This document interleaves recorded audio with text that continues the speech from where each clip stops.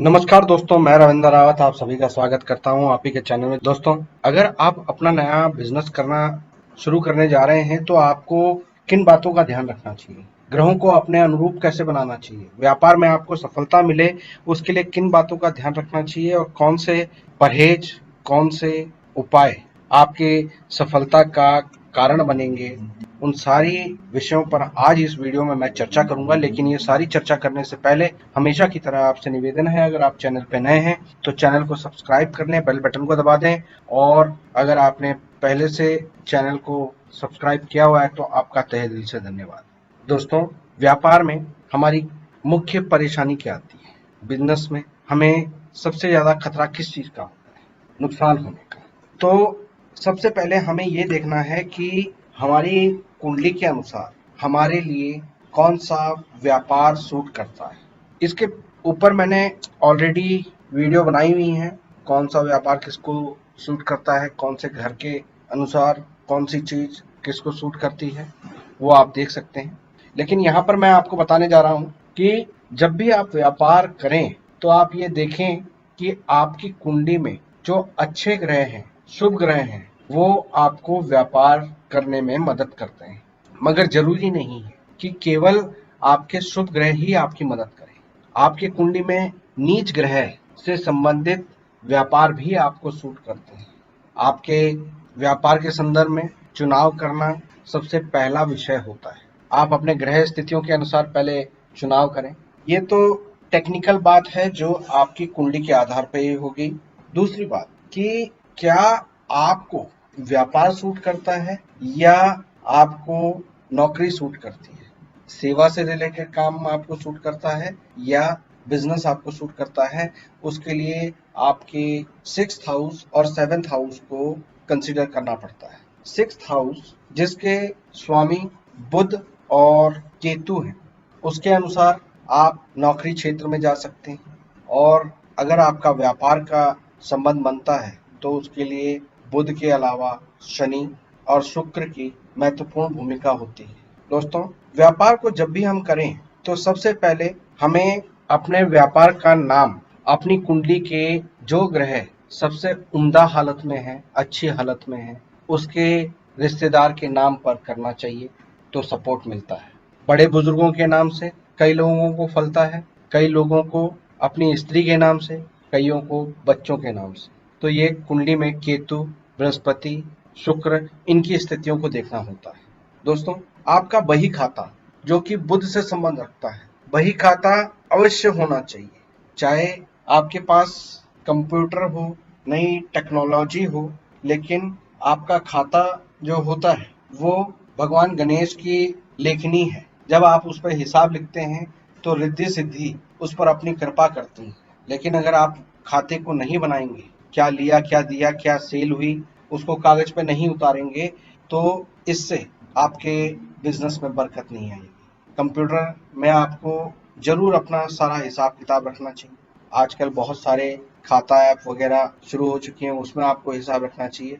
लेकिन आपकी एक पर्सनल डायरी भी होनी चाहिए, एक खाता भी होना चाहिए जिसमें आपका हिसाब हो, और उसको आप अपने गले में अपनी अमानत के तौर पर गणेश जी का रूप समझकर उसका पूजन करें, उसे आदर सत्कार करें, तो आपका खाता हमेशा भरा रहेगा।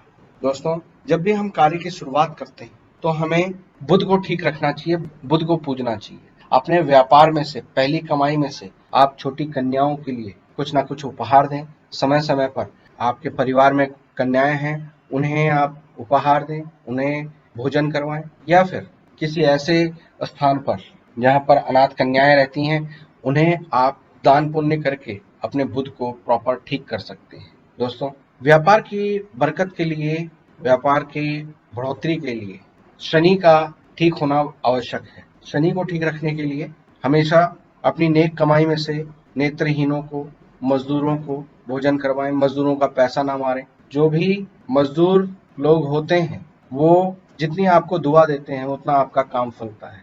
हफ्ते में हो सके तो आपके पास जो लेबर काम करती है उनको चाय, बिस्किट, नाश्ता अपनी तरफ से जरूर प्रोवाइड करना चाहिए। दोस्तों, अपने व्यापार की ग्रोथ के लिए हमेशा ख्याल रखें कि राहु के अड़चनों से बचने के लिए अपने व्यापारिक क्षेत्र में कबाड़ इकट्ठा ना होने, जितने भी स्क्रैप्स या टॉयलेट वगैरह हैं उनको साफ रखें। अक्सर आपने देखा होगा कि फैक्ट्री के मालिक जो टॉयलेट मजदूरों का होता है, लेबर का होता है, उनका ख्याल नहीं करते, वो गंदा पड़ा हुआ होता है। इस चीज़ का हमेशा ख्याल रखना चाहिए। अगर आप इस चीज़ का ख्याल नहीं रखते हैं, क्योंकि वो आपके परिसर में है, आपके काम धंधे में वो टॉयलेट है, अगर आप उसका ख्याल नहीं रखते हैं तो इसका डायरेक्ट इम्पैक्ट आपके ऊपर आता है। आपके काम धंधे में तरह तरह की रुकावटें आनी शुरू हो जाती हैं। दोस्तों, व्यापार को करने के लिए मशीनरी का सही से संचालन हो, सही से उसका प्रयोग हो पाए, वो बंद ना पड़े, धोखा ना दे, तो उसके लिए विश्वकर्मा जी की पूजा साल में 2 बार मनाई जाती है। आप दिवाली के बाद मनाते हो या दूसरे समय पर मनाते हो, लेकिन आपको एक दिन अपनी मशीनों की भी पूजा अर्चना जरूर करनी चाहिए। दोस्तों, जो भी आप दिन भर में कमाई लाते हैं उसको अपना हिसाब किताब करके उसमें से कुछ हिस्सा अपने जीवन साथी को जरूर देना चाहिए। इससे आपके घर में, आपके काम धंधे में बरकत आती है। दोस्तों, अपने व्यापारिक क्षेत्र में आपके टेबल पर, आपके काम के परिसर के अंदर आपको शराब नहीं पीनी चाहिए, अपने टेबल के ऊपर जूते नहीं रखने चाहिए, गलत कार्य नहीं करने चाहिए। थोड़ी देर के भोग के लिए, थोड़ी देर की मन की तृप्ति के लिए आप ये करते हैं और उसके बाद माता लक्ष्मी आपसे नाराज होती है। आपकी गद्दी जो शिव का आसन होता है उस पर बैठकर अगर आप शराब पीते हैं या गलत हरकत करते हैं तो भगवान शिव आपसे नाराज होते हैं और उसका असर आपके काम धंधे पर आता है। दोस्तों, कभी भी आप अपने व्यापारिक क्षेत्र में आते हैं तो सुबह माथा जरूर टेकें। अपने सीट पे बैठने से पहले सीट को एक बार पहले प्रणाम करें। अपने कार्य क्षेत्र में गंदगी, जाले, ऊटपटांग या तामसिक वस्तुएं, भोजन, इन चीज़ों को अवॉइड करें। अपने टेबल पर बैठकर खाना भी खाना अवॉइड करिए। उसके लिए अलग से अपना एक डेस्क बनाइए और वहाँ पर बैठकर खाइए। जब इन छोटी छोटी बातों को आप ध्यान रखेंगे और आप देखेंगे कि जो पुराने पुराने लोग, अच्छे समृद्ध व्यापारी हैं, लाला लोग हैं, वो आज भी इस चीज़ का ध्यान रखते हैं और बड़े व्यापारी बन पाए हैं। उम्मीद करता हूँ कि आज की इस वीडियो से आपको कुछ नई जानकारी हासिल हुई होगी। वीडियो पसंद आई हो तो लाइक और शेयर जरूर करें। फिलहाल के लिए मैं अपनी वाणी को विराम देता हूँ। ओम नमः शिवाय।